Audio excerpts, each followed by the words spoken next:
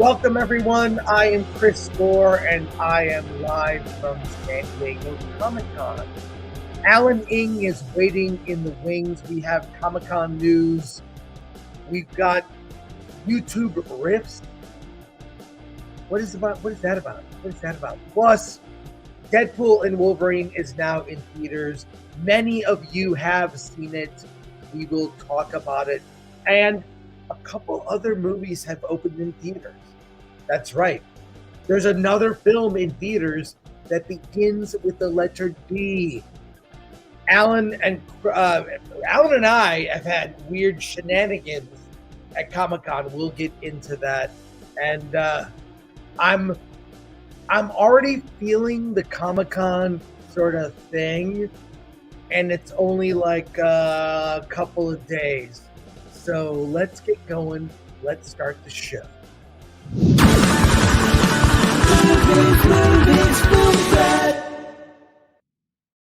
I know he's here somewhere. Where is he? I can't, because these aren't labeled, I can't see what these are. Alan, you gotta okay, that's not that. Yeah, if I had time, you label. I was busting my ass all morning because I had Here's what will help me. Label the names. Just name it real quick. Then I'll just see it. You know how hard it is to get pictures every time. Yeah, it's called show prep. How do you think I line up the interviews and do all this other stuff? Yeah. And I do nothing. I have a website to run. I'm not you know how nothing. I'm not saying you do nothing. I'm saying right. help us. I'm trying to help us.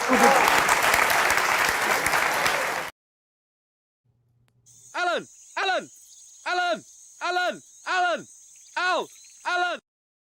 That's every show. I know everyone's always on my side, and I appreciate that.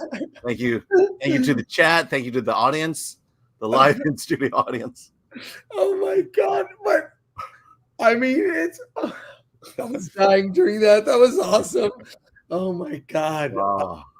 But okay, so it's day 2, and I'm exhausted. It's day 2. Oh my God! So we've been having fun. Yeah. Honestly, we did the signing at Gabe El-Taib's booth, Big Man Comics. We did the meetup. We did the meetup, had pizza, saw fans there. It was really fun. I was on Side Scrollers. I gave you a shout out on Side Scrollers. Yes, I saw it last night, or I listened to it on the drive home. Yeah. See, thank you. Is that what you're looking for? No, I only say nice things about Alan on other shows. Yeah. Never here. It's never here. Yeah, but we've got so much Comic-Con news. Let's say hi to people that are in the chat here. All right, let's go through. Yes, Bush and Rio Cat. Sorry, I'm getting used to this. Guys, I'm in a theater watching 3D version right now. The 3D is amazing. Not this good since Tron Legacy for fans of 3D. You know what? Regal is doing 4DX in 3D. Okay, that I will go see. Yeah, I think we're going to do that next week. Thanks, Bush and Rio Cat. Brock Samsonite. I'm ready for today's spoiler review. I saw the movie last night, and I have notes. It was a fun time, but there's definitely a few things they didn't do that upset. There are definitely a few things they didn't do that upset me. Okay. There's nitpicks. I saw it a second time last night. You and I both saw it a second time last night. Deadpool and Wolverine, and I think more things stand out. The things I loved more, and the things maybe I didn't notice or were nitpicks were more pronounced. But did not ruin the movie overall. It's not going to change my love for it. My love for it. Here we go. Yeah, there's mine. Here we are. Oh, I got my 2. You have 2 pockets. Oh, yeah, and I'm still trying to find the Regal one, and I may go down to Irvine and see if I can get it there. There's a Regal near me. I'm going to try. So there you go. All right. So here's the thing.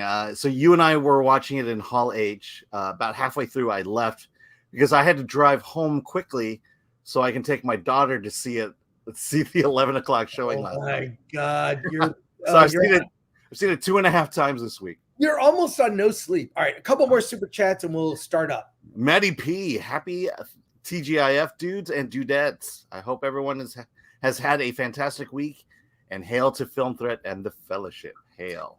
And also, a thank you to Gary from Nerdrotic. Oh, yeah. He was on our live stream from the floor of Comic-Con. We walked around. We went to the Alex Ross booth. We went to the Lucasfilm Star Wars booth. We went to Marvel's booth. And we're going to do that again on Saturday. Yeah. We'll do just live from the floor. We'll walk around. We'll answer questions. We'll look at stuff that they're selling. And we saw Sam Jones, Flash Gordon, which was great. And I had a better angle on that one, but yes, well, you should get a photo of him in your Ing the Merciless cosplay. Oh yeah, there you go. There you go. No, the fun part was you and Gary walking in a very crowded exhibit hall, talking loudly about boobs. We did not. That was you. No, you two were talking about boobs. No. You took a picture with Emma Frost, and then the discussion turned. Well, all right. Guilty as charged on that one. Yes. I will rule you one day, Flash Gordon.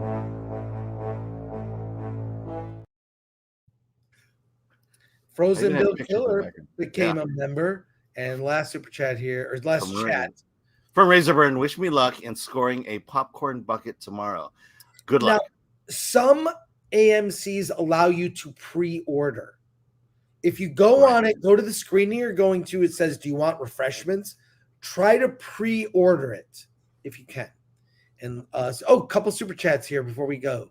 Yeah, I would also go to one of the less attended AMCs and see if they're there. Yes. Dave Smart for $2. All hail. I'm glad y'all liked Deadpool 3. I didn't. Yeah, some people have criticisms. I think it did lean in. We're going to get into it. It leaned a lot into nostalgia and your love for the Fox X-Men movies. Mm-hmm. So, I do love those films. I've heard Shad has stuff to say about the fighting on FNT today. You can nitpick anything away to where you don't like it. The main thing that needed to work, the chemistry between Deadpool, Wolverine, Hugh Jackman, Ryan Reynolds, was perfection. Yep. And that you can look. I have a lot of story nitpicks, especially in the third act, but because the characters work, I don't care. Yeah, story always makes up for the imperfections in a film. Yeah, well, no, the characters make up for imperfections in the story. Yeah, that's you reverse it. That's it. Well, I mean, it's all true. You just need a good story and you need good characters, and you don't need a large budget to tell a good story at that point or make a good movie. Benjamin for $5. I'm just another Ben, but after seeing how hot Jennifer Garner still is, I'm going to say Affleck effed up. Garner greater than Lopez. I think he did F up. And aren't they done? I don't keep track of gossip. I just don't. Not a gossip guy. Yeah. Sometimes it's unavoidable. But yes, I believe they are breaking up. There you are. Okay. You've got a box office report already for Deadpool and Wolverine. Let's bring that up. The estimates are beyond. Right. And so just to say, this is not estimates. This is the comparison of the Thursday night take for the three movies. Right. So Deadpool and Wolverine makes record-breaking $38.5 million in previews. This is just Thursday. And as we go down, let me see. Actually, let me sorry. It may be, I'm hearing it could be like global. Those saying 350 to 390. Some are saying $500 million by Monday. Global. That's global box office. Yeah. Okay. So right here, the Thursday haul is the biggest of the year so far, easily beating Disney's animated family hit Inside Out 2, which made $13 million last month. It's also the highest preview gross ever for an R-rated movie. The first Deadpool movie made $12.7 million Thursday night in 2016. In 2018, it topped it at 18.6, and which held the R-rated record until now. So expect records to keep tumbling as the weekend progresses. Internationally, where Deadpool and Wolverine is open in every major market except China, racist, there where it will begin begins on Friday. Never mind. The film has already earned $64.8 million. That's insane. That is insane. So I think a lot of it is the build-up. This is like definitely Spider-Man No Way Home kind of vibes on that. And I could see it being $500 million on Monday. We'll know on Versus. We'll discuss it. We're definitely talking on Versus. Everyone's excited for that. It'll be our group discussion, spoiler filled. So join us on Monday. And we will wrap up the Acolyte this Monday on we are not even talking about the Acolyte. Not to be discussed. It's over. It's over, Johnny. It's over. So there you go. I'm looking forward to it. All right, wait. I have a nitpick here. So when you made the headline for Deadpool and Wolverine box office, if you look up the title of the movie, it's Deadpool and Wolverine with an ampersand. You know what an ampersand is? It's an and symbol. That is the correct title of the movie. So when you make the headline at the bottom, look up and make sure that's the correct title. It's ampersand Wolverine. Yeah. So I'm going to correct it on all of these. Correct. Okay. This is Glenn's going to make a video out of this. You know what an I'm just going to sit here and let you talk. Go ahead.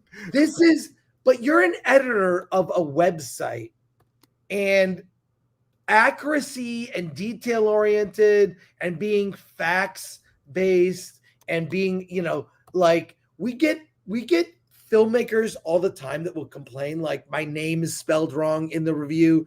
My title of my movie is wrong in the review. Accuracy matters. Please get it right. I'm going to correct it right now. Look, this is the correct title of the movie. If you Google it, it's in all the marketing and Wolverine. Don't you see? It's important, Alan. Yes, I know. So let's to me, this is at the beginning of the show. Here's my frustration. Beginning of the show, there's like chit chat. Oh, did you have popcorn? Yes, I ate it and had caramel. I don't care. We're starting the show all business. I'm all business. After the show, chit chat away. This is why we're making so many mistakes on the show, right? Yeah, I know. Because we should be at least 2,000 viewers by now, but damn ampersand. Yes, it's the ampersand's fault. Yes, so, there you go. All right, we have some other news stories we'll get through here. Let's talk about this. Gina Carano, the Disney Gina Carano lawsuit is moving forward. Disney put forth you can share the story. Disney put forth a motion to dismiss, and that motion to dismiss was denied. Here's what I'll say about this. Gina Carano has already won. Why? Why do I say she has won? It is because now they can go to discovery. What is discovery? All memos related to Gina Carano's dismissal, all internal conversations like Slack channel, whatnot, HR department discussions about her behavior online. All of that will be made public. It'll be made public for the case, and that is available to everyone, for everyone to look at. I don't know if you want to go through the story, if there's more. That's the crux of it. Yeah. And she also tweeted about it. This is important, and whether she wins the case or not doesn't matter. She has won by the very exposing of Disney, and she will be exonerated for her behavior, I believe. And what we're seeing now, I saw a tweet. I don't know who it was. I feel bad. I don't remember. Someone said it is more dangerous to come out as conservative or Republican than it is to come out as gay. And this is it. Like, Gina Carano has gone after Mark Ruffalo, Mark Hamill. She has been on fire on social media. All she is doing is calling out hypocrisy. One side of the political aisle is treated one way, the other side is treated differently. And it shouldn't be that way. I think Mark Hamill and Mark Ruffalo are free to express whatever political opinions they want.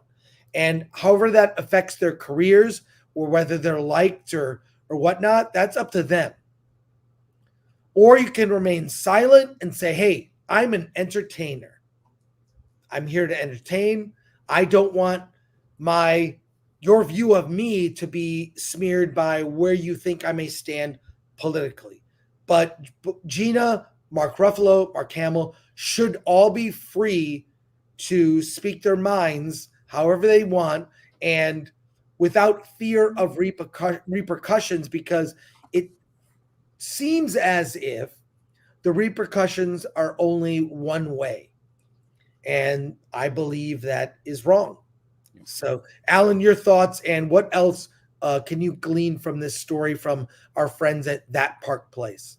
Yes, for details of the dismissal, That Park Place, Valiant, Jonas, those guys they go to it in detail. I'll say this: this has been happening for decades in Hollywood. I would say, especially from the '80s. I've heard story upon story about conservatives getting blacklisted. I heard stories of people who just won't talk about their politics. I think Adam Carolla even said that if you meet a celebrity who doesn't talk about politics, they are conservative. And this is the thing is that why this is so important is this idea of staying silent. This is where it has come to a head. And finally, Elon and Gina have decided we need to do something about it. We need to take a stand. Yes. And say that it doesn't matter who you vote for, you deserve the right to pursue your craft. In Gina's case,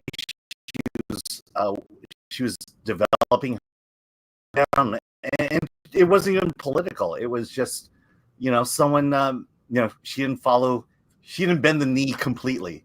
And this is the problem with where Hollywood is at politically. Unless you 100% follow what a certain party says, you veer off one step and you're done. And I believe that's kind of what happened to Gina here. I mean, she was in Deadpool, right? Yep. Like, come on, she was in a Steven Soderbergh action movie. Yeah, she's Soderbergh made for her, basically. Yeah. I mean, and I've never met her physically, but by all accounts, she is the sweetest, nicest person. Huge lines at cons. No one cares. The character of Cara Dune, they developed a show around her, which now is probably not happening. Mm-hmm. So, it's not happening. It's not going to happen. And because honestly, it's getting to the point now where the conservatives are gaining ranks from former Democrats, for former liberals who just got canceled and realized got the veil pulled out or lifted from them, and they see what the party is actually doing. Look, I'm very middle of the road on stuff. Mm-hmm. I'm very politically very middle of the road, and this is wrong. This is wrong. This is unfair treatment, and I hope this case gets people to think differently.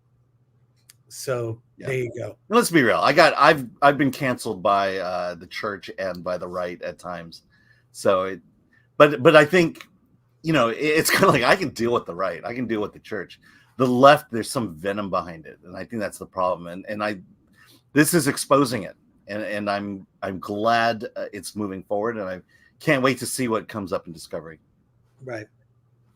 All right, let's pivot, and we've got a lot today, so please, bear with us here. So, yeah.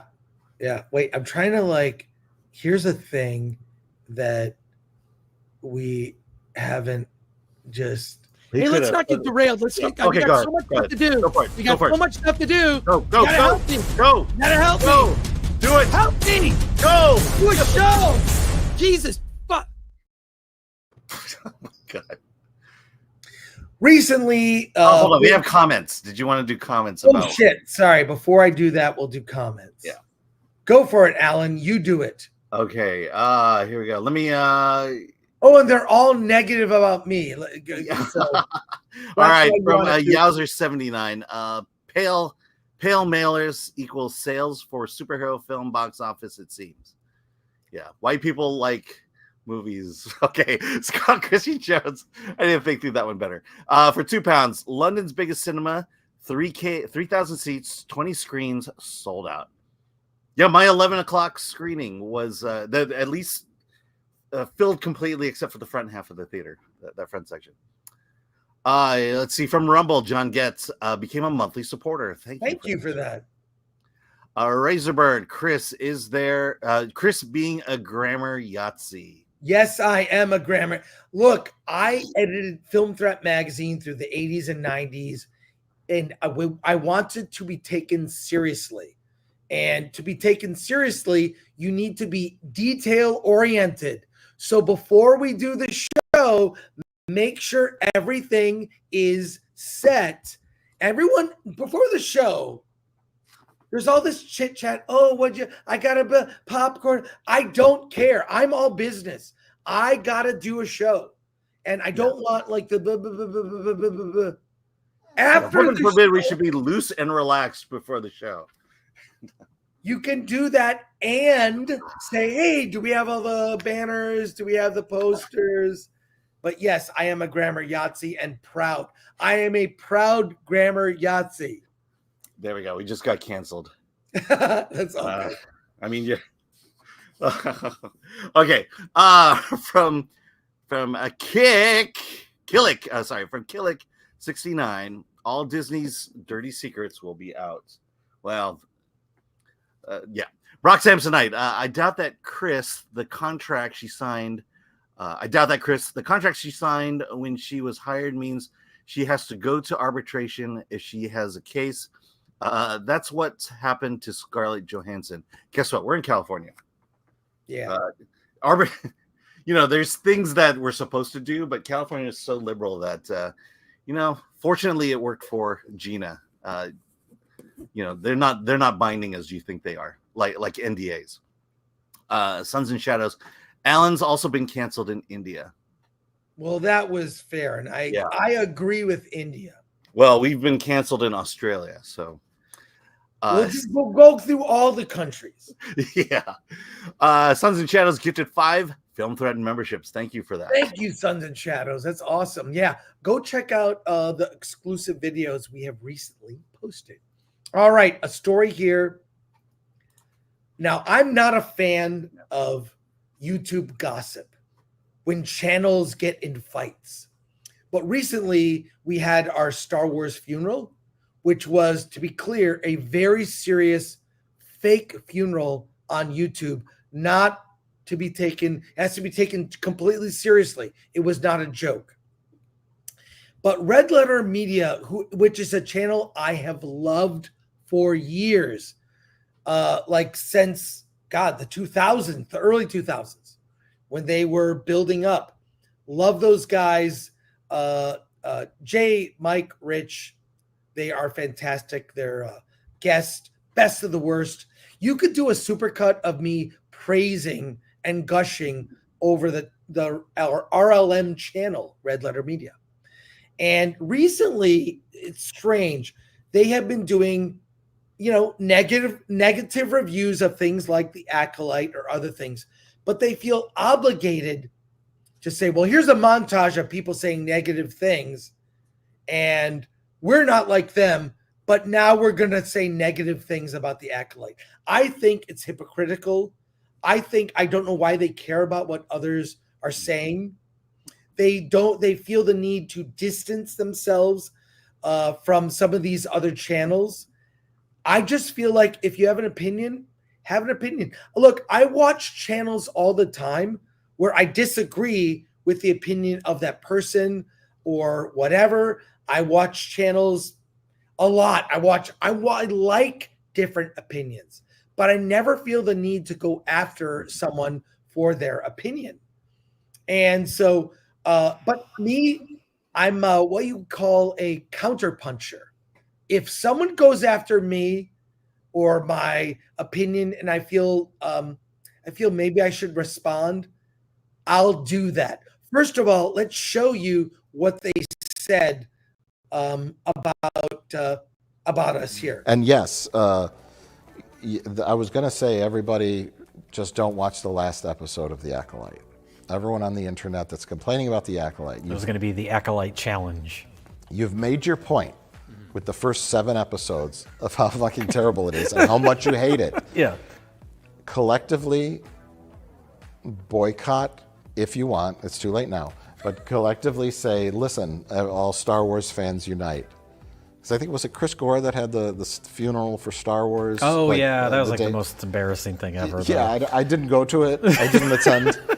But he should have... now Star Wars is dead. It wasn't have before.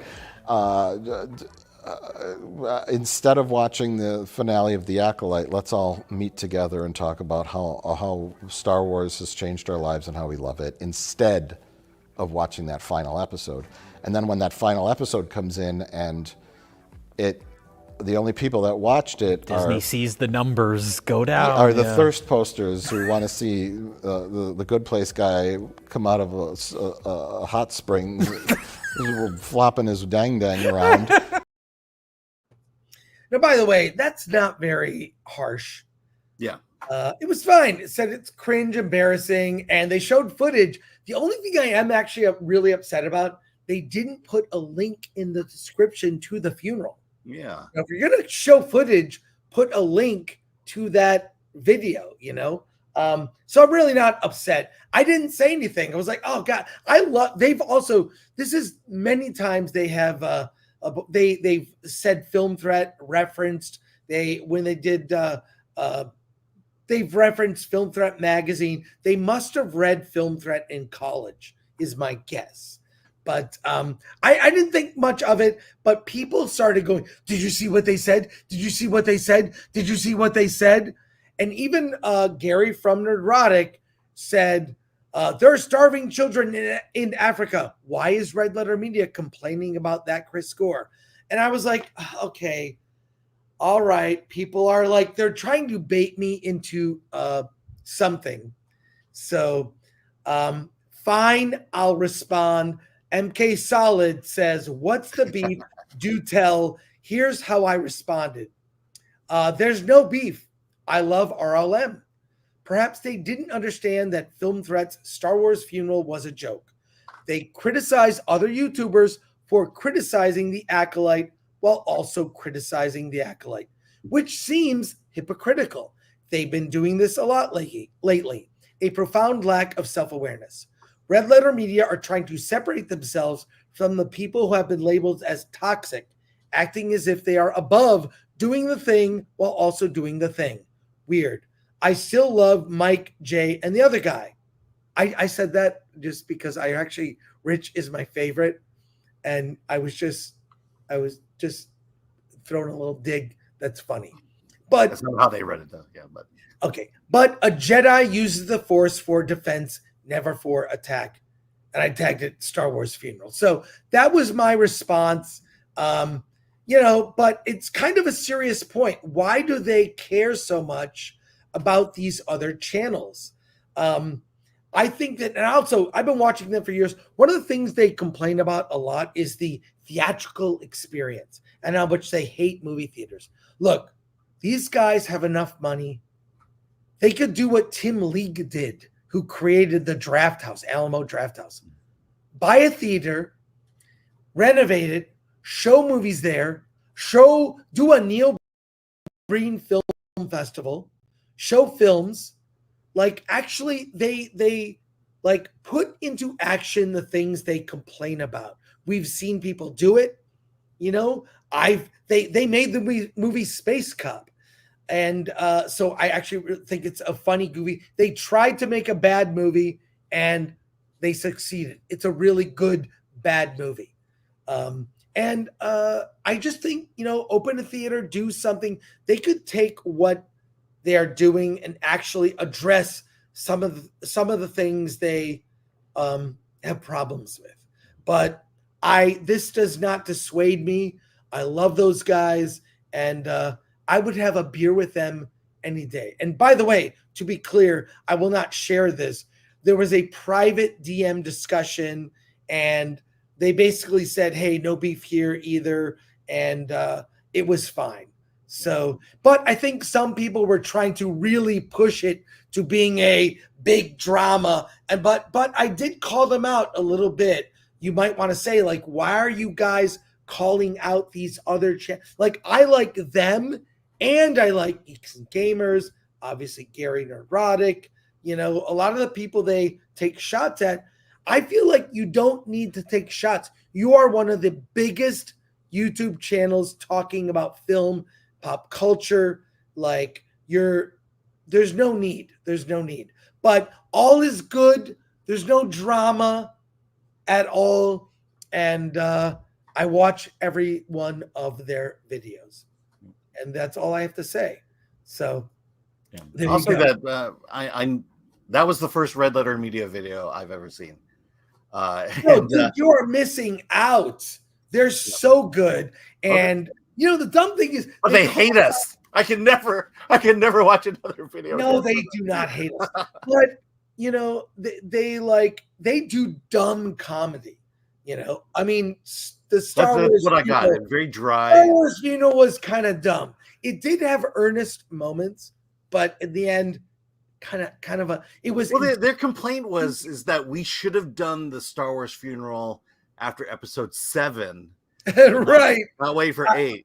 The other thing is, I think you were alluding to it. You were kind of, but it was the idea that that they are because of their size, they are trying to look like they're above the conversation when in fact they are part of the conversation. Yeah. And by calling out the small guys like us and others, you know, they're saying, well, you know, that's what they're doing, but we're not doing that, and then they do it, which, you know, there is that they don't want to be associated with one side or the other, and I think they're trying to walk that line. Well, it's fine. I think they can have whatever opinion they want, and without referencing others as a way to go, we're not these guys, but we have the exact same opinion, which is weird. Like, own it. And, you know, I don't always agree with them, but they have done so much good bringing like bad film to light. I've discovered movies from them, and usually I'm the one that I'm like, oh, how does no one else know about this? And I even, when our DM exchange, I said, you guys got to see The Coffee Table. Definitely watch it. And we, you know, we're geeking out. So, but I love when Film Threat gets a random mention by their channel. And it's all love, folks. No beef. Yeah. Beef. But if someone goes after me, I think it's unfair. I rarely respond. Yeah, you're responding to Gary calling them out. I wouldn't have said anything, but I was like, all right, I guess I have to address this. But maybe, you know, just have your opinion, and without having to talk about other people or attack the debate. Like, this person said this, I disagree with that, and here's my opinion that differs, and that's okay too. Right. I don't care if anyone, like, I disagree with Chris. You and I disagree on the show. That's well, we also, you know, we'll criticize Grace Randolph's take, but we won't criticize her as a person or the way she does her show, because that's her style. In hell, she gets if we had her views, and her interaction. Let's just say we're a little bit jealous of Grace Randolph. I'm not jealous of anybody. I like what you. Well, I mean, you would love to have her numbers. Let's just say that. That'd be great. That'd be great. I will say this. The thing I like about Grace Randolph, both of us have the same kind of hair. It looks like we just got up. That's her hairstyle. That's my hairstyle. Yeah. It looks like I just got up. I didn't do anything with my hair, and it's just doing whatever it wants to do. So, well, okay. So the last point you made was, why are they calling people out? If they didn't mention us, if they didn't mention Star Wars Theory, the video would still be fine. They just, what was the point? Why were they doing that? I mean, it got to the point where they had to apologize in that video to Star Wars Theory for about what he said, because they finally realized what he meant and that they agreed with him. Exactly. But it's like they're so big, they're not getting any juice by calling us out or calling anyone out. Right. Just do your thing, and you'll still maintain your numbers, and you'll still be as popular as you are. And I'm not sure that this controversy or us even talking about it is helping them out at all.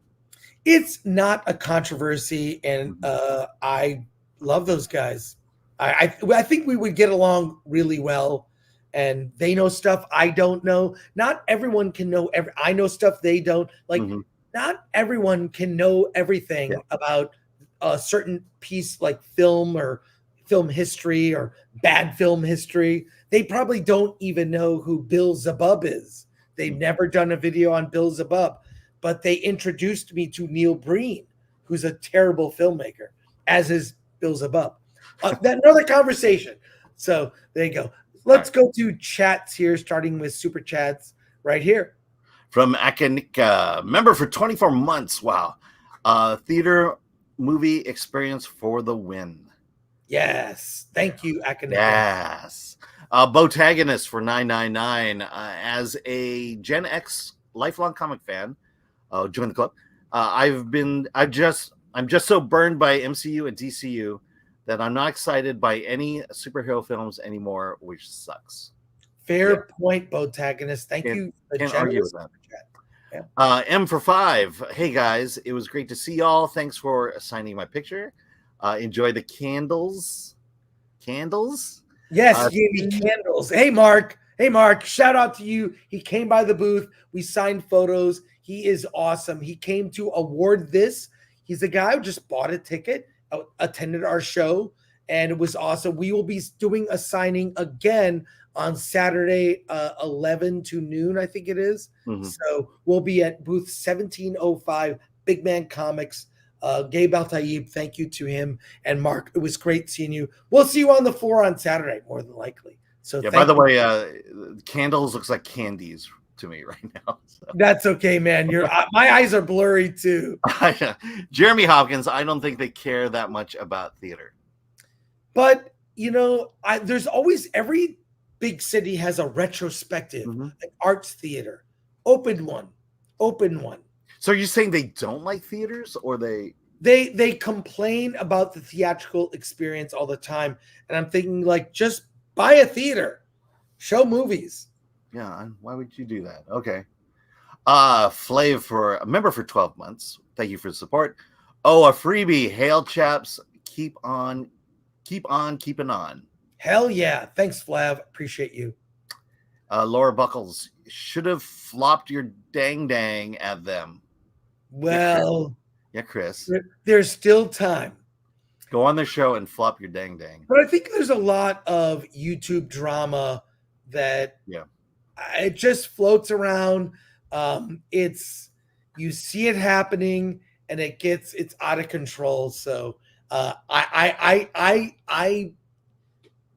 get away from drama. I want no part of it. I try to, I'm embarrassed when anything happens. You know what? If there's drama, it's on the show because a headline has a typo. That's the extent of our drama. Because of an ampersand. An ampersand. Chris ampersand Allen. Chris and Allen. Or Allen and Chris, if you prefer. It's all good. Yeah. All right. Didn't we have a beef with someone like over a year ago? I don't remember the details on that. Yeah. Let's forget that one. All right. One more thing, and we'll get to Deadpool. Yes.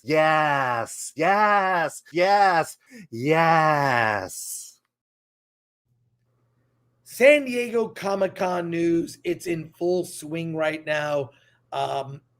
Big news is the Denis Villeneuve secret project for 2026 is Dune 3.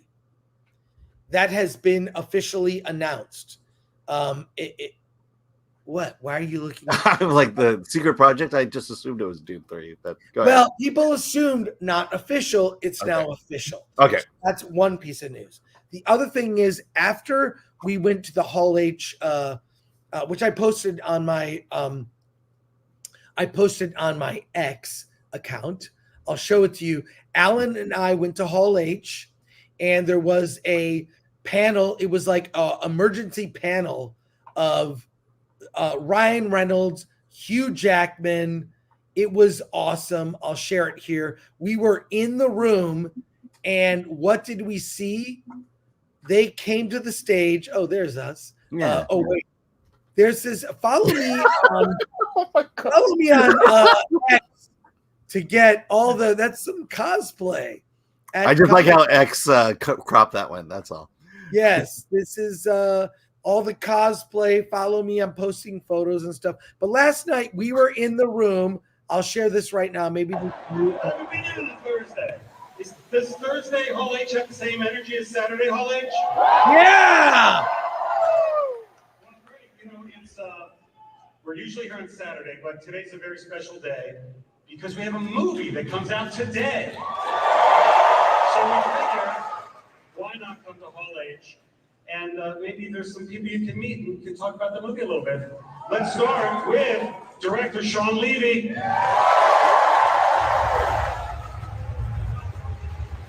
Yeah, it was the energy in that room is insane. Oh my God. It's insane. How big is that hall? How many people is that hall? Emma Gore. 8,000. 8,000. 8,000.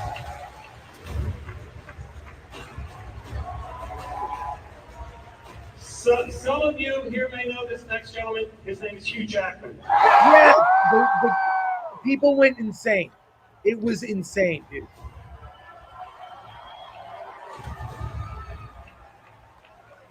And finally, Deadpool himself, Mr. Ryan Reynolds.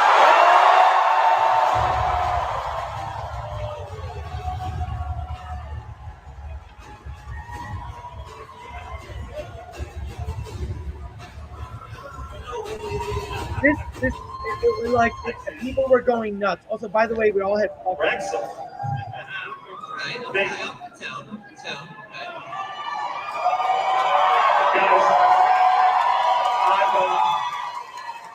I've been assured that the Thursday night Hall H crowd is just as wild as any other night. Yeah, I'm getting that. Sean, have you been in Hall H before? I've been in Hall H. I was here with Stranger Things several years ago. But I haven't been here on a Marvel movie. And I haven't made a Marvel movie till now, and it is literally the greatest experience of my career. And I'm so happy. That's great. I know, Emma, this is your first Hall H experience so far. Comic-Con. First Comic-Con. So far, so good. Yeah, so far so good. Yeah, All right, a lot. great. But this is amazing. I can't Great. believe it. Yeah.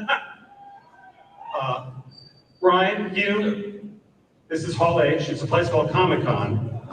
And we do events. Yep. Is it new to you guys? I've been here before. I remember being here in 2015. Yeah, well, not crazy now.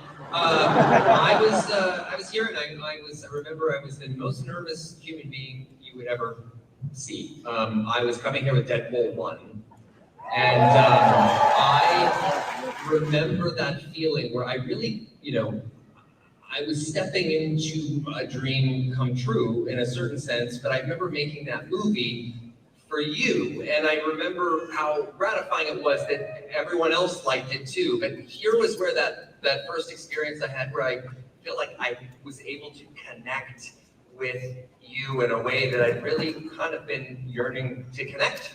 And we showed the footage, and the audience screamed one more time for the footage. And I'll never forget this moment because this asshole was backstage. And what Let me take over here. Hi, Hall H.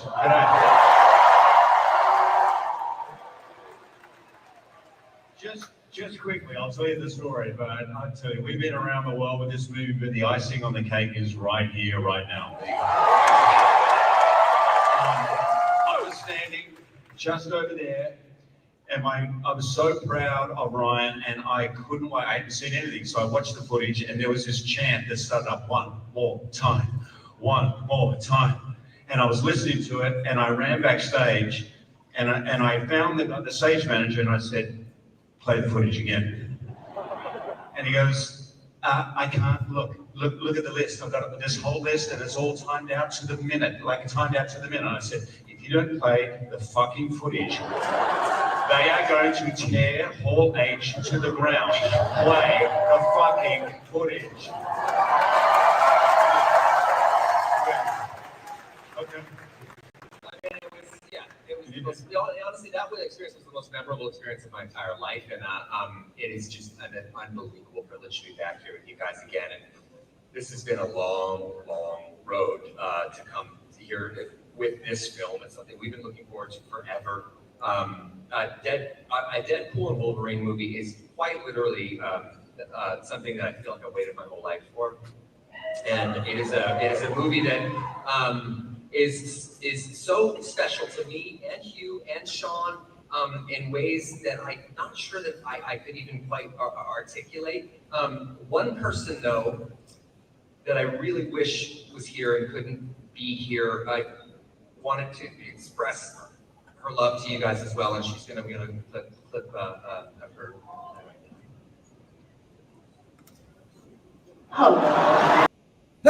Yeah. And then basically they stopped and she just said, show the effing movie, show the effing movie. And then they got off. That was the whole panel. You saw the whole they didn't thing. come back afterwards. Yeah, they went off stage. Well, here's what happened. They went off stage and then the movie played. They passed out popcorn to everyone. Mm-hmm. They gave these buckets to all of us and then passed out popcorn. And then it ended, and then you went outside, and there was a drone and fireworks show, as you were going outside, that formed a 4, and then formed the image of Galactus. You can find it online. Yeah. Tom Glory is looking for it right now. And we'll show it. And it formed a 4 and Galactus, and then they announced there is a Fantastic Four panel on Saturday.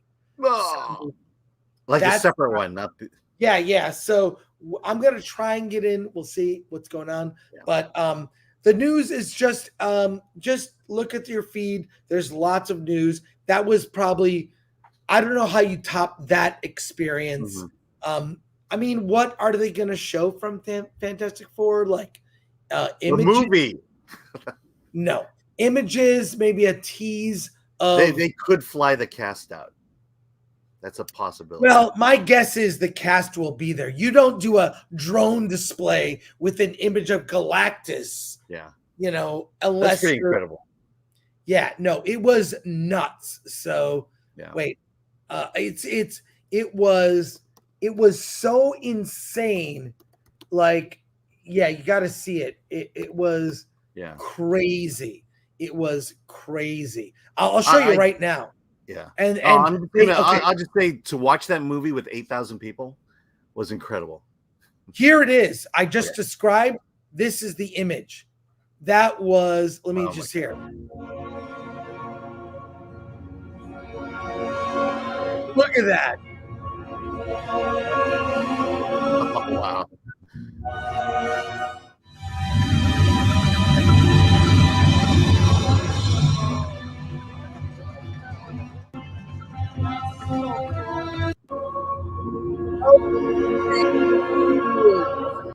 Okay, but that's pretty awesome. we will see. We will see. So there you go.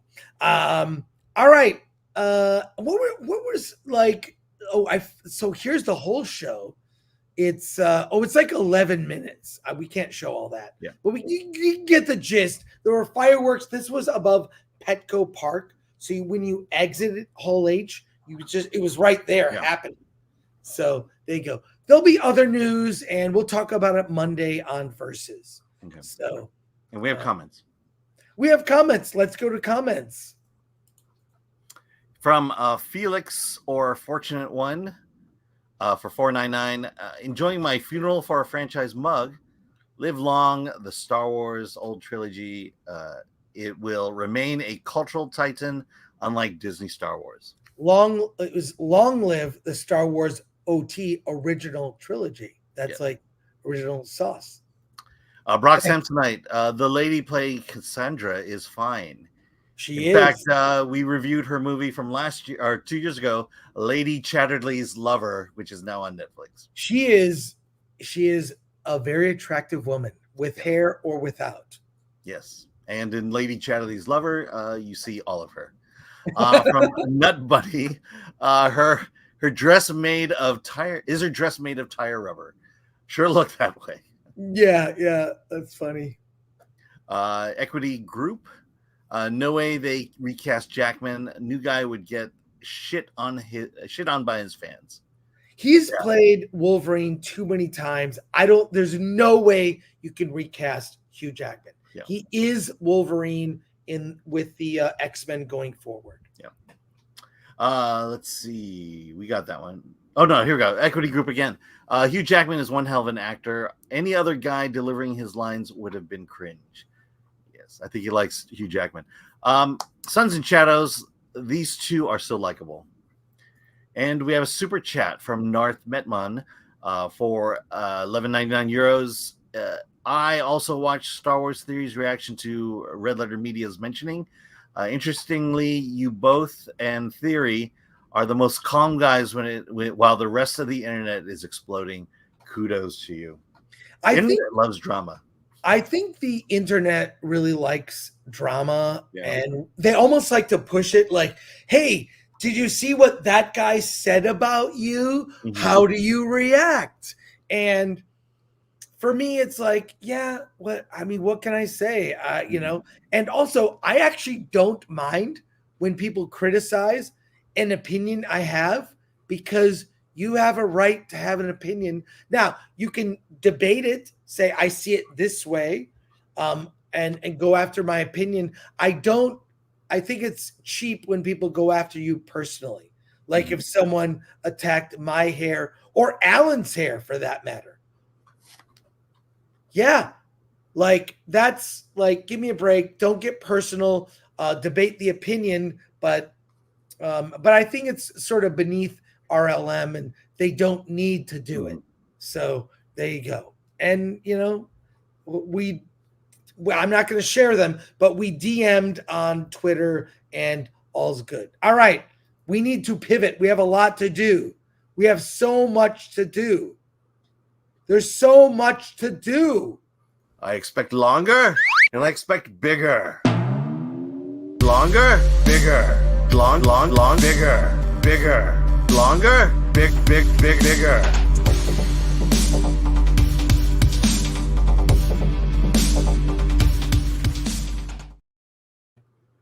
I wish I knew what I was talking about.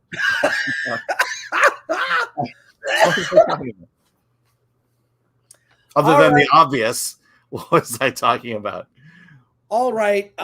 Many have criticized us for Alan. This is the time. So what should you be doing right now? I should be getting the hold on, I'm getting it. No, it's the because it makes you jump through all these hoops.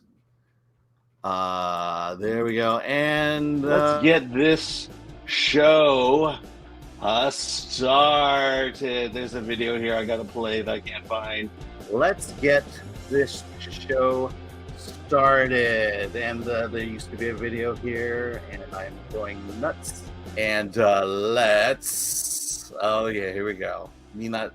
Let's do this. Let's get the show. Let's get things started as I look for the opening intro. Here we go.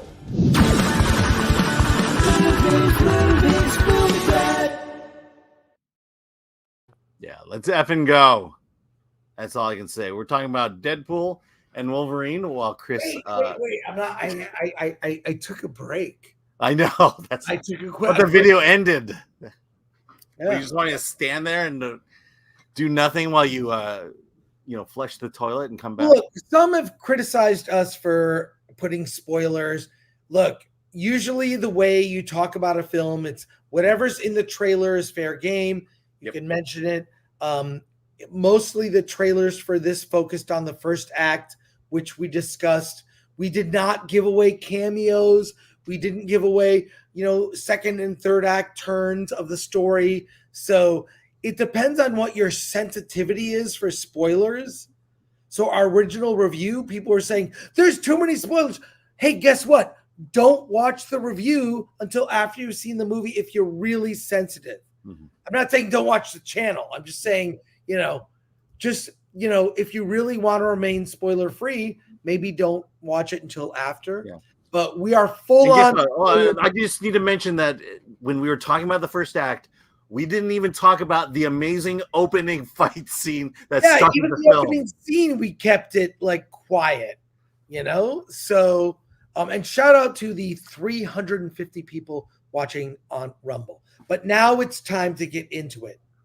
Deadpool and Wolverine spoiler review. Let's effing go. Alan, tell us the story and set it up in a sentence or Well, technically I did it on Wednesday, but Deadpool, the universe is dying, and Deadpool needs to bring a Wolverine back to restore the timeline, and he has to go throughout the multiverse thanks to the TVA, and he ultimately finds the worst Wolverine in the multiverse. And the movie is basically their adventure to save the world and save those that Wade Wilson loves. Now, that's the only thing he has left. I'll say this about the story. The TVA stuff was fine. It was okay. I don't like it. Although they do kind of reference it hey, do you know this guy? And he says, oh, you mean Loki season 1, episode 5 or whatever? It's that's one of the lines Deadpool has calling out, you have to know this stuff.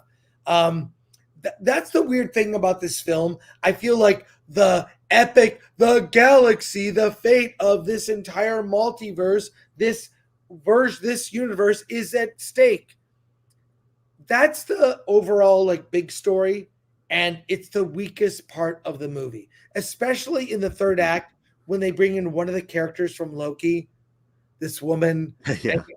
The crowd I saw it with cheered. I was lame. That was lame. They actually cheered that no one cheered when they cheered for that character in Hall H. Yeah, in Hall H, but I didn't care. That was weak. The real story about this is redemption. Mm-hmm. Wolverine's redemption, Deadpool's redemption, putting the suit back on. That's the character story. That was strong.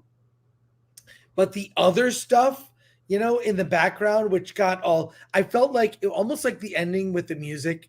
It was it was kind of like the first Guardians movie with the dance off to save the universe or whatever. It's dumb. We know it's dumb, but we don't care because we love the characters. That was what was really strong about the film. But this overall, I'm going to kill this multiverse and take the timeline. And here's why it doesn't work, right? This is why this movie isn't, a 10 out of 10, right? It's 8.5 out of 10 for me. You're looking at a graphic of here's the universe. It's a line and there are branches. Yeah. And oh my God, the branches are branching off. We have to. That's not interesting. So I'm really telling you right off the bat, the weakest thing in the movie is that part. it's almost like looking at your phone and seeing the battery meter go down, and you're like, oh my God, I have less than 10% battery power on my phone. Right? Yeah. That's not stakes. Stakes are represented by people and characters that you love. And looking at a graphic of branching timelines or a battery meter on your phone going low isn't stakes. It's people and that you care about. And on that level, the movie did well. When Wolverine puts on the mask at the end, people lost it. People lost it. It was insane. Like that was in the third act. He puts on the mask, and he's in the mask. Well, there's a beauty to that, because in the beginning of the second act, he's in the suit, right? And then in the beginning of the third act, he puts the cowl on. Right. I mean, that's how well thought out this was played. What it proves is, this is what my point. Yeah. Character equals story. When the story is weak, which almost every standalone Marvel movie that has a villain that gets defeated at the end, the villains are kind of weak. They're weak, right? And the story you don't care about. But Tony Stark is so strong of a character, we care about him. Steve Rogers as Cap is so strong, you care about him. What Marvel, when Marvel is at their best, it's with character. What they're weakest at is a single villain that lasts one movie and they're gone. It doesn't really, and also in the end, when the characters are so strong, you end up forgiving them for that. So I'm forgiving them for that part. And actually, she was a decent villain when she did that thing with the fingers in their brain. When everyone got fingered. Wait, I realized I could finger my bucket. Yeah, but you're not. I'm not gonna do it. I'm not gonna do it. Okay, but, let me just address that, because the chat is also agreeing that the TVA stuff was not good. But at the same time, that's what they were given. I mean, in order to tell the story, what it did was it took the TVA and it threw it in the trash can and said, right, we're not going to see the TVA anymore. And I think, it's one of those necessary evils. And you're right in the sense of when you have Wade and when you have Deadpool and Wolverine in the TVA destroying it, that there's a level of satisfying feeling that comes from that, even though, and because what are they going to do as an alternative to tell this story? It was a necessary evil, and I thought they handled it well with what they were given.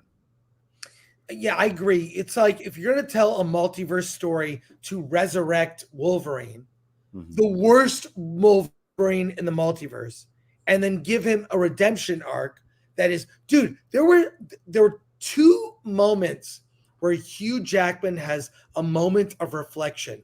One with what's X-23? Jackie, not Jackie, but that where he's at the kind of just sitting there and reflecting. And there's another one. He's like just talking in the car. Like this is where Marvel does well. Yeah. There's a scene with no special effects. It's people talking, and those are the best scenes. Drama, right? And Hugh Jackman really pushed it to the limit. Like he did so good where the crowd was like, whoa, right? Like that last trailer focused on that aspect of the film. And the over the top action, that fight scene in a car was so good. It gets better on second viewing. So like I said, the things I loved about the film were even better the second time. Things that were flaws stood out, and they're there, but they don't ruin the movie. Yeah. So I'm still 8.5 out of 10 for me. So, your mileage may vary. Some people, it's a 6, it's a 7. Fine. I hear you. I get it, but and the and a couple other things that stood out. The cameos. They're not just cameos. They're characters that are integral. Okay, I'm going to ruin them now. Blade. Wesley Snipes' Blade is so good. He's so great. It's epic. That line he has, there ain't ever going to be no one but one Blade. Like I can't wait to see it again. All the Gambit. Oh my God. Gambit was great. The reveal was amazing, and the reveal was amazing. Channing Tatum as Blade, where you can barely understand him. Oh my God! Well, and they called out the fact that as Gambit. What am I saying? Yeah, but they called out the fact that he was supposed to have a movie, and that the movie was in production, and it just never happened. I'll spoil the big one. Chris Evans as Johnny Storm. Because we kind of had an idea of, is this Captain and it was like when say the words, and it was perfect. And to your point about that they were more than just cameos. I remember I took my daughter last night, and when Chris Evans showed up, she says, "Are they going to kill him right away?" Because that's what we expect, and that's what we've been getting from these cameos. Right. Just someone appears and then dies, Doctor Strange, and to see them actually have a role in the story, and to be able to drink them in for a while before you dispatch with them, was brilliant. It was great storytelling. Was how you handle these things right. Jennifer Gardner, and even bringing Jackie back, she played an important role in the story. Yes. Yeah. Like all the cameos were substance. They had substance, right? There was a reason. It wasn't just, hey, you're here, let's kill you. Like they were integral. So all the cameos, Blade, Channing Tatum as Gambit, Elektra. And she has a great line referencing Ben Affleck that was awesome. That mattered. It mattered. Now let me talk about the action. The action is brilliant in this way. It progresses in terms of intensity and in terms of how these fights take place. The opening fight to NSYNC's Bye Bye Bye. That was the great introduction into the film to say, you're back. This is a Deadpool movie. And then to finally see Wolverine be vicious and be a killer. And then you have, I believe there were two main fights between Wolverine and Deadpool. And to have it in an open field for the first, and then to have it in a car for the second, just shows that, there's a lot of thought that has to go into these fights, which you wish Star Wars had thought about when they were planning how their fights go. And then the whole Deadpool core. I mean, oh my gosh. It was funny and it was brutal. And by the way, confirmed, Kidpool had way more lines. Yeah. They were cut, and they were the most raw lines. So he would say something horrible, and all the Deadpools would go, oh, whoa, dial it back a bit. So all of that was cut. Yeah, it was filmed and it was cut. It was in the movie and cut last minute. So my thing about could there be an unrated or a harder R version of this film? Yes. We'll see if they do it, but there you go. And I do love the speech she gives about multiverses. So awesome. That was so great. So I loved it. Like I say, the stuff I loved more. The stuff that was weak stands out as weak, but doesn't ruin the film for me. So I stand by our non-spoiler review. So there you go. Now, and also the other thing, over credits, the member berries of all the X-Men stuff and Fantastic Four, I loved it. That really, like, they're showing scenes of Hugh Jackman when he played Wolverine for the first time. That was so good. So stay for the credits. The post-credit scene was a little payoff, which was okay. Ties into nothing, but it was great. It was really good. Well, it ties into the events.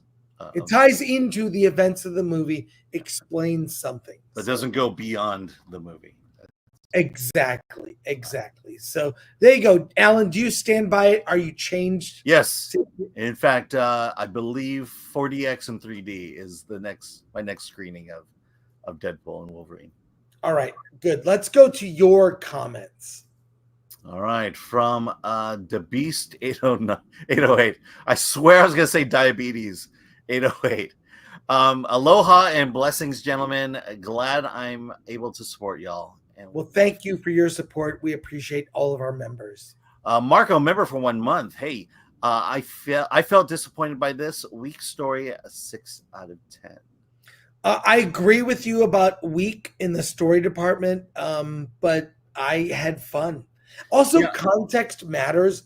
If you see this movie with a huge crowd, you're gonna feel it.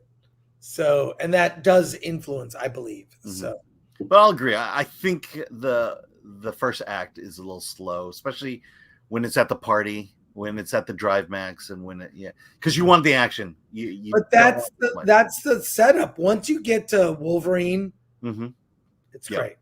So, Tater, the story was very weak, but the characters kept it afloat for the most part. Yeah, I believe that was your point. Clarence Markwell, this is like old women talking about soap operas. Yep. Yeah, let's talk about our stories, Alan. Let's talk about the stories. Although I bet we were talking about this yesterday in line, but you and I could probably have a good conversation about General Hospital. Yes. Oh my God. Well, there was a summer where my mom was working and my aunts babysat me. Yeah. They watched General Hospital.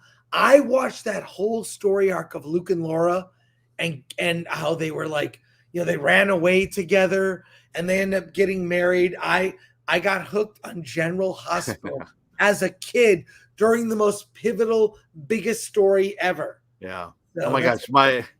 My junior and senior year of high school, I was watching General Hospital. Oh my God. All right. Philadel. Okay. I love seeing Blade again. He's still got it. Yep. Yes, there's only one Blade. From Claude 9, this multiverse thing is total gas, man. It blows. And I want to believe it's over. I do want to believe it's over. I'll be right back, Ellen. Give me a second. Be right back. Brock Samsonite. I was upset they didn't include teabagging in the first movie. He teabags Francis. In the second movie, he teabags Colossus and Cable. So I expect him to teabag 3 people, and there were 0. You're right. I changed my review. It's a bad movie. Yeah. You had your teabagging moments. You had the opportunity, and you couldn't pull it through. All right, Darth Racer 777 for 5. It's a 4 out of 10 for me. 2 over the top. All right, fair enough. Our own Charmin. I was there for the laughs. There's too much fourth wall breaking to really take the story seriously. Okay, disagree, but oops, sorry. I did that one. Oh yeah, so Philadelphia again. Seeing a comics accurate height Wolverine was hilarious. Zach N for 5 Canadian. Absolutely love the film. Wesley Snipes as Blades has so much sauce. Channing Tatum gave me the biggest laugh of the movie. Ryan Reynolds is a master. From the Boonverse, Emma Corrin was awesome as Cassandra Nova. I have to say, one best villains that's been for a long time in superhero movies. They just absolutely wasted her. Why the fuck kill her off? Pointless. I mean, do you agree? So post Endgame, do you, and not including Spider-Man, was Cassandra Nova the best villain of Marvel so far? You're just eating. You're not going to answer. Mm-hmm. Okay, from a She Heartbreak was Ridge. good. I thought she was very good. Yeah. Heartbreak Ridge became a new member. Thank you and welcome aboard. Caveat Ties. Hey, did you switch over to YouTube? Check out booth 4207. My friend is Ryan Benjamin. 4207. Nice. Okay. I'm doing the whole show today. All right. From Killick69. What about Lady Deadpool? It was apparently Blake Lively's voice, not her body. Can we confirm that? Yes. And that would be one of those cameos that comes and goes pretty quick. She was fine, but you know. Yep. Kevin Willis for 10. I love Red Letter Media. They are so good. They're weirdly wrong about the angry critics on YouTube who deep dive on what's wrong with Disney, etc., but are still great. You're great. It's all great. I agree. It's all love all around. Yes. Peace and love. Peace and love. Kevin Willis for 5. Also, of course, they, Red Letter Media, were wrong about the Star Wars funeral. Just goofy fun on YouTube. Lighten up, you wieners. Be excellent to each other. I agree. I may disagree with their opinion about a film or a take, but love fair. those guys. We all need to be part of a conversation. We are all part of a conversation about film, and everyone has something to contribute. And I love hearing. I actually prefer hearing opinions that I disagree with, just to, it makes me more strong in my own opinion, or it might make me, on rare occasion, change my opinion. Mm-hmm. So, yeah, thank you, Kevin. And which is why we watch Grace Randolph. Yes. Yeah, for sure. Matthew Salcedo for 20. I honestly was so happy with the movie. It makes fun of the whole agenda-based mob and makes no apologies for its R rating. That includes jokes. But I was hoping to see a stronger third act, although I love Hugh with the mask. Yeah, again, it's that story and villain of the month or villain of the movie that gets defeated. Yeah, and that's the problem. Yeah, I mean, I do remember like when they brought back the Time Ripper at the end, and it was like, oh, are we gonna have to deal with the Time Ripper now? Yeah, I didn't even care about that. Yeah, I did not care about what the main thing was, because ultimately it was like looking at the battery percentage on your phone. Yeah, that was the drama. Yeah. I'm being dead serious. Yeah, I agree with you. So DeBeast 808 for 2. Frank is my new favorite. Alan is demoted. Well, there you go. I'll be demoted next week. Thank you for that. Yeah, Samuel B for 10. I don't know if you guys remember, but Deadpool 2 had 4 different cuts of the movie. If you went opening weekend at certain theaters, they played a combination version of the normal and super duper cut. Oh, I don't remember that. No, I saw Once Upon a Deadpool with my daughter. They have a history of doing that, different versions. Thank you, Samuel B. All right, Claude 9 again for a member for 1 month. Chris, Alan, really appreciate you guys' work. Oh, thank you for that. We appreciate you. Thank you. And from Rumble for 1, from John Getz, gotta go 4 out of 10. The extra Deadpools were too dragged out with their jokes for not as many laughs, and the TVA bits were lame, but the cameo roles and chemistry were the main cast were nicely done. Well, thank you for that. Thank you. All right, guess what? We're kind of done with Deadpool talk for today, and we're gonna get to Deadpool talk on Monday on Versus. We have a couple films to talk about that are in theaters, believe it or not. So let's talk about did you see Fabulous 4? I didn't see anything. I didn't see anything other than Deadpool. Okay, I'll give quick reviews of the films I did see. Okay. Whoops, I'm sorry. Yeah. Wrong button. I wish everyone to have a very moist day. What are you doing? I wish I could remember the context of these things. So another film opened this weekend that starts with the letter D. It's not Deadpool. It's Dìdi. Dìdi is directed by Sean Wang. It's the story of a character named, well, his name in the movie is Chris Wang, played by Isaac Wang, who's a young actor who's been in films but never been the lead in a movie. Isaac is a young boy, teenager, has an older sister. They fight and bicker. Her name is Vivian. The mom, played by Joan Chen, is there trying to keep the family together. The grandmother in the film is played by, oddly enough, Sean Wang's real grandmother. Isaac is just a kid, and the movie takes place in 2008. Isaac just wants to fit in. He has a bunch of friends that they goof about stuff. They're on Facebook. They use the internet. He watches YouTube. He makes stupid YouTube videos. He's like a 13-year-old Taiwanese kid who, just like most kids of that age, wants to be liked. He likes girls. He likes crazy, different, like, he does like videos on YouTube where he blows up a mailbox, and he finds some kids that are doing skateboarding. He wants to like shoot videos of them. Just wants to be like, this movie is like a film that is, it's character based, all about character. Okay. And so it's focused on him. It's not for kids. This movie isn't for kids, but it's about kids. And it's so sweet, lovable, and awkward. I would compare it to the movie 8th Grade. And it's very good. It's all about the performances. So I'll just say he goes through a lot of things kids go through at awkward ages. It's all about being awkward. It is so funny. It's so funny, and I don't want to ruin the stuff. The stuff on Facebook is so good. It's like there are laughs all about, do I send a girl a winky emoji or a smiling emoji? Or, a dick emoji.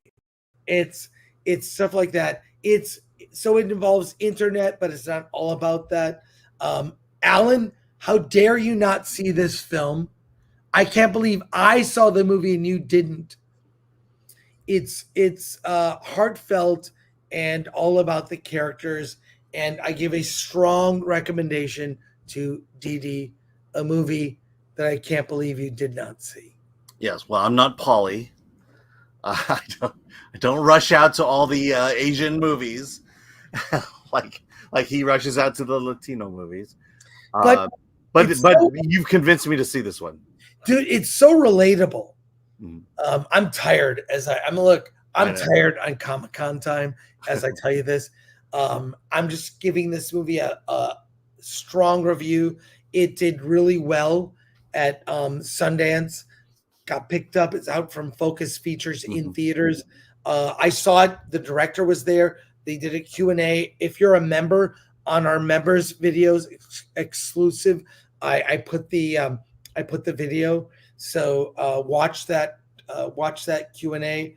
Just a solid, what indie film does well, character, all focused on that. So see this movie. Yeah. And I would think that if they presented this to big Hollywood studios, they'd want a more diverse character than this. Well, it's dumb. The whole thing, the diversity thing is so stupid. Create a likable character. People love. You could compare this to Napoleon Dynamite in some sense. It's about a weird, likable character. I mean, how does it compare to like 8th Grade? Similar, but 8th Grade gets a little dark. This isn't as dark. Okay. But he does stuff like, there's a whole thread with his sister. They're rivals. He urinates in his sister's like lotion bottle. He does stuff that brothers and sisters do. So it's fun. It's fun in that sense, but it's all meaningful. So there you go. I can't believe people have they're staying on watching this, but Yeah. I really liked it and I recommend it. It's like I say, it's just fun. So there you go. Yeah. That looks like my 8th grade school picture, by the way. It's about Alan. Yeah, it is. And look, if Deadpool and Wolverine did not wow you, go see this indie movie in theaters this weekend. You will be more than satisfied. Yeah. I think it's limited this weekend and it'll go to more theaters. Yes, it's limited this weekend, expanding, but if you love going to theaters, see it. All right. So we have an and by the way, there's no DD popcorn bucket. Okay. Is this going to be our first Oscar contender for the year? I don't think so. Okay. I don't think so. It's very good. Very good. Mm-hmm. But I don't know if it has that. Joan Chen is great. There's a scene at the end of the movie that's very heartfelt. Chef's kiss. So good. But obviously, I'm not going to ruin it. So fair enough. Let's go to chat. All right. Claude 9 gifted 1 Film Thread membership. Thank you for that. Thank you for that. Arnold Schwarzenegger for $2.99 Australian. No Dìdi. And again for $2.99. If that Asian kid is gay, they'll call him a Puff Dìdi. Puff Dìdi. He is not gay. He likes a girl.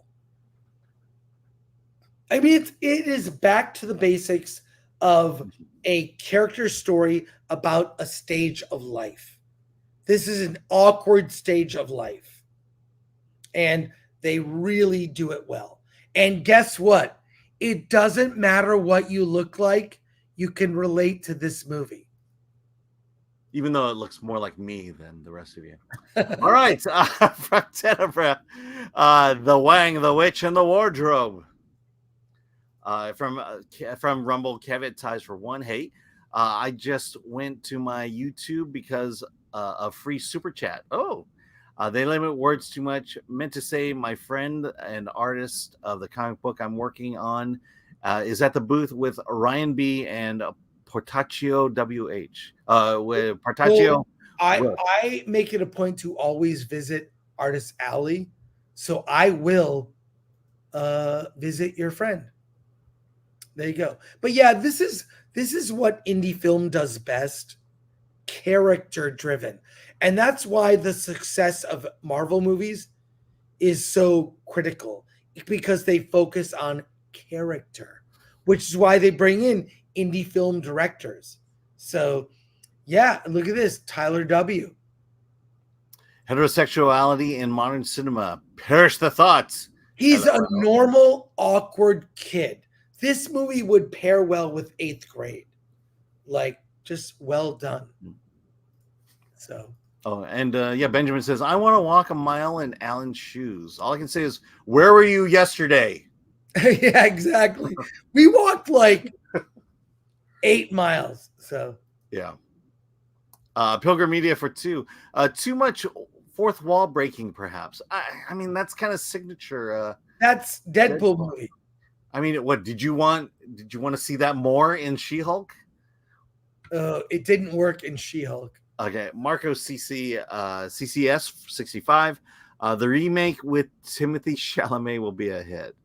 Yeah, they're gonna remake Dìdi with Timothy Chalamet. By the way, see that Bob Dylan trailer with Timothy Chalamet? Yeah, I thought I was real skeptical.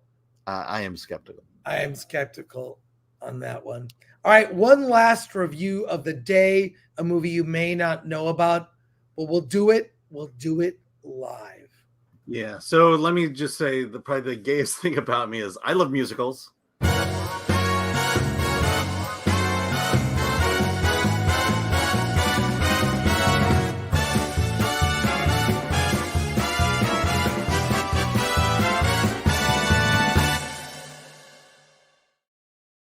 By the way, the more I see Wicked trailers, the more I feel like this is going to be a big disaster. Same. Yeah. That movie is going to blow. I mean, they're committing the sin that Into the Woods did. They're not able to capture the theatrical experience by making it too cinematic, and Wicked feels the exact same way. Yeah. All right. Let's talk about The Beast Within, Chris. Yeah, let's do it. The Beast Within. This will be a short review, because this movie is in theaters and really is a movie that should have gone VOD only. It'll be on VOD shortly, and this is a werewolf story. No surprise if you see the trailer. And the star of the film is Kit Harington. Kit Harington is the father in this family. His young daughter is Willow. She's a 10-year-old kid that witnesses her father turning into a werewolf. There's a storyline about possible abuse in the family. Is her dad an abuser and a wife beater? And it's like a dark family secret. The dark family secret is not just that he's a werewolf, it's that he is also an abusive dad. Look, if you love werewolf films, this movie may be for you. It didn't work so much for me. In addition to the fact that I don't think Kit Harington can carry a film as a lead, so I was kind of disappointed. The effects are fine with him turning into werewolf.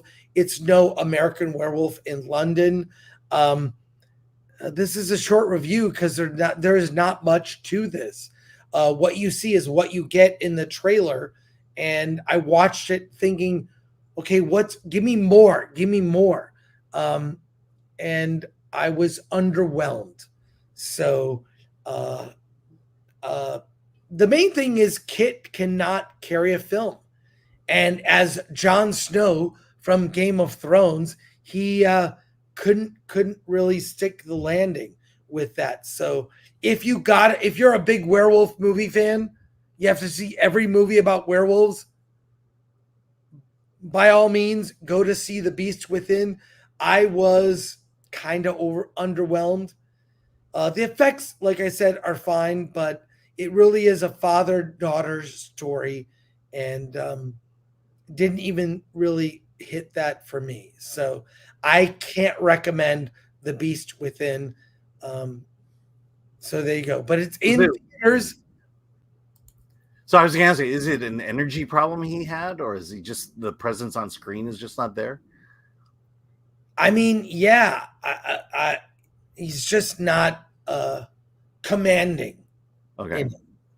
So, I mean, he was in Eternals, and he was fine. Yeah.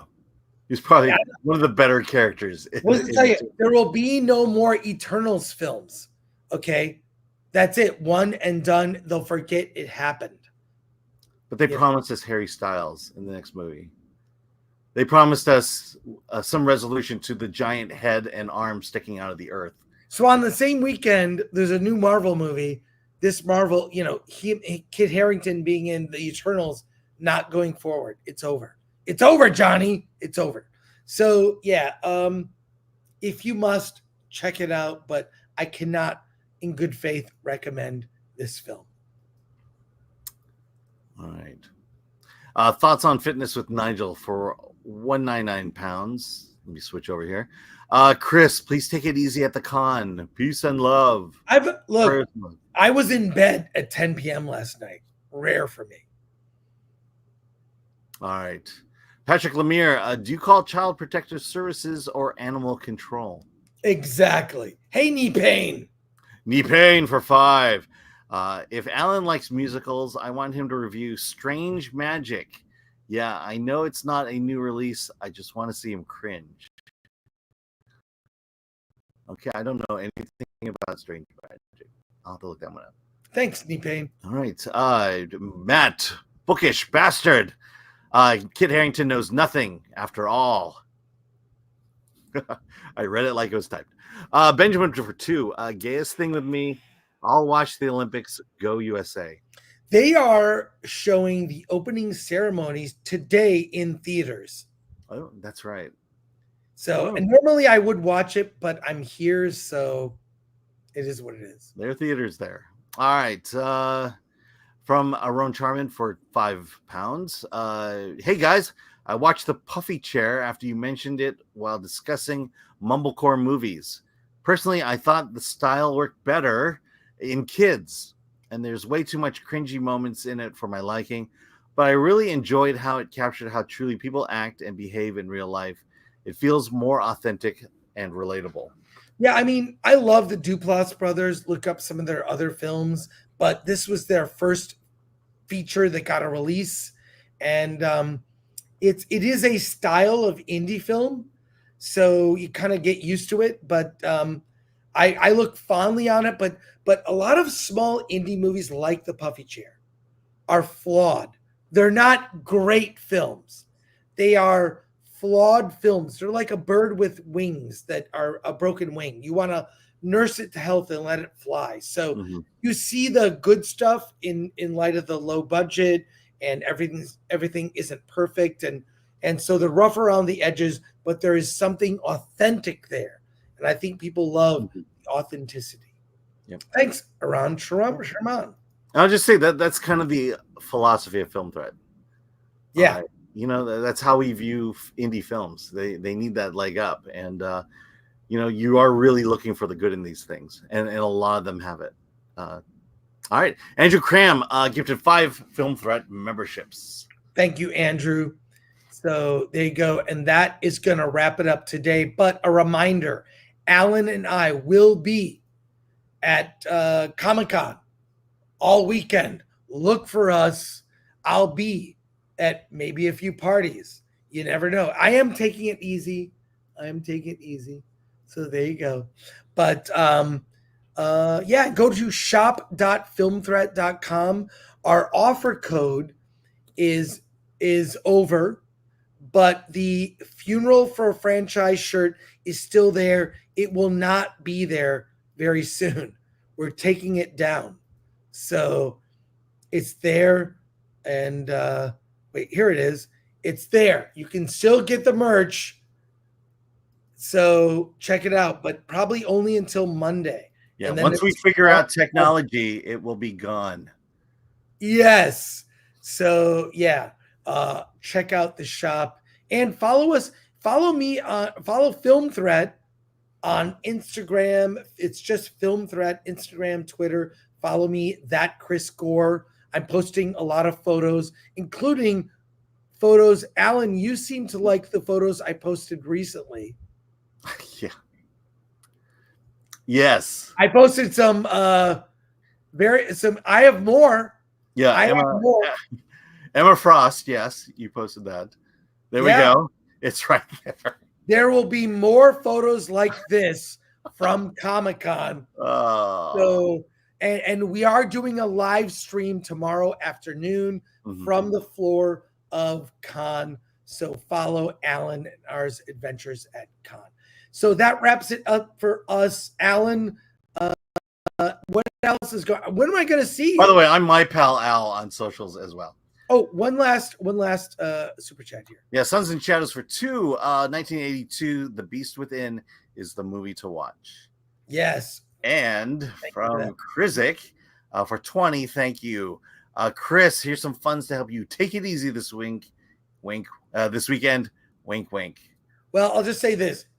It's a good thing I cut back on drinking. It is $25 for one glass of wine at the Marriott. Yeah. There you go. So yeah, and they wonder why Comic-Con is leaving in 2 years. Yeah. Krizik, thank you for your generous super chat. That wraps it up for us. We are still at Comic-Con. I'll see Alan tomorrow. Yes. Right? I'll see you at the booth. See you at the booth. We'll be live streaming from the con. Thank you for your support. Thank you. Visit Film Threat for Alan's reviews. How do you do it, Alan? Yeah, and produce the show. And Produce the show. And miss and somehow I missed an ampersand. So okay. Yes. Criticize me all you want. Criticize me all you want. But that I like just accuracy. But through all the BS of the show, at the end of the day, Alan and I do truly care about each other.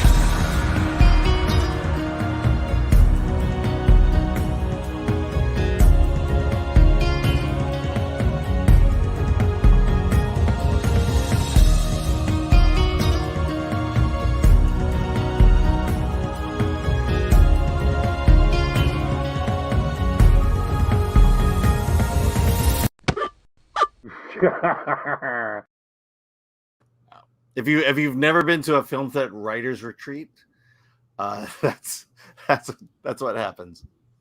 All right, grab your buckets, get to Comic-Con, and we're gonna have fun. Everybody have a great weekend. See a movie in a theater. See Dìdi or Deadpool or both. So there you go. All right, Alan. Let's get out of here.